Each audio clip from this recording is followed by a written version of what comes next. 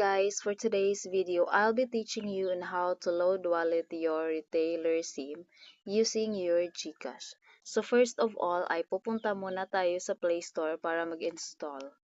So ayan, buksan na natin. Play Store. So ito na yung Play Store guys, Play Store. So, click lang natin yan. Tapos dito, is-search natin ang Globe One. Ayan, lumabas na. Ito. So, click natin. So, ito guys. Click natin to guys. Click natin. Yan. Tapos, click natin tong install. Click natin yung install.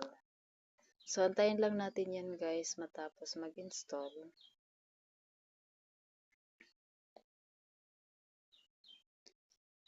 $14.19.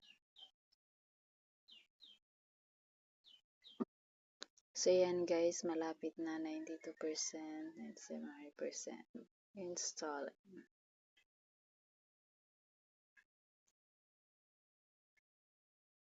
Yan.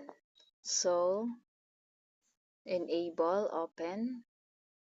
Open natin siya guys. Tapos, unlock excluded. Got it.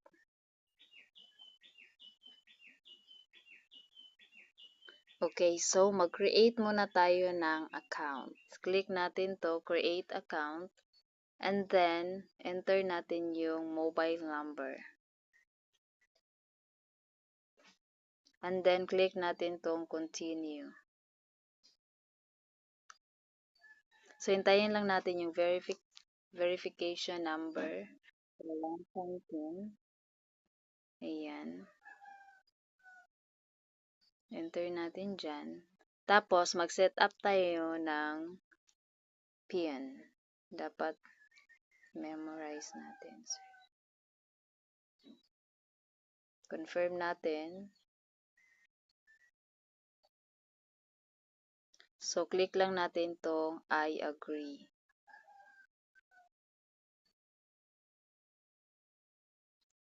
Skip na lang muna yan. Okay, welcome to Globe One app. Set nickname. So, mag-set tayo ng nickname. And then, let's go. So, ayan guys, hintayin lang natin. So, ayan, nakaset up na tayo. So, pwede na tayo mag-load. So, scroll up lang natin yan. Tapos, dito tayo sa buy load. Pwede din tayo mag-buy promos dito. Yan. So, buy load tayo kasi retailer SIM yung luludan natin. Click natin tong buy load. Tapos, i-enter natin dito yung number ng retailer SIM natin. Yan.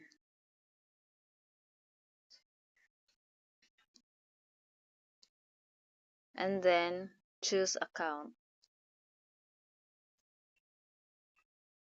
So, dahil retailer yung luludan natin, dito tayo sa retailer. Pero kung personal naman yung iloload natin, dito tayo sa personal. So, punta tayo sa retailer. Pwede nating i-type yung amount dito. Pwede din, pipili lang tayo dito sa baba. Kung wala dito sa baba, edi iti-type na lang natin yung amount dito sa taas. Ayan. Tapos, select natin yung payment method. So, payment method natin is via GCash. Kasi GCash yung gagamit. Pwede rin kung meron kayong credit card, e-wallet. Sa e-wallet, pwede GrabPay, Maya, or ShopeePay. And then, pay via bank transfer. So, GCash yung gagamitin natin. And then, click natin yung buy load. So, hintayin lang natin.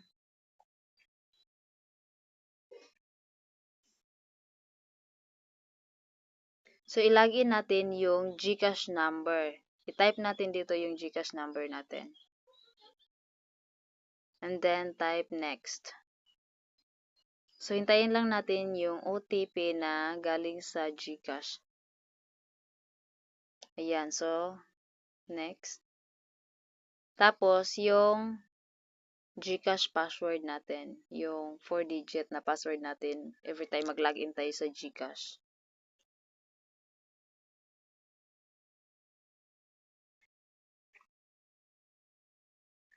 Okay, so dito guys, dahil wala naman akong balance sa GCash, kaya ganito ang lumabas. Pero pag meron kayong balance, ang lalabas dito ay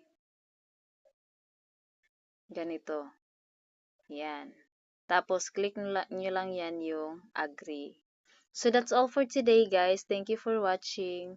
I hope you understand my tutorial and I hope this helped. Thank you. Bye. Please subscribe to my YouTube channel and also to my Facebook. Bye.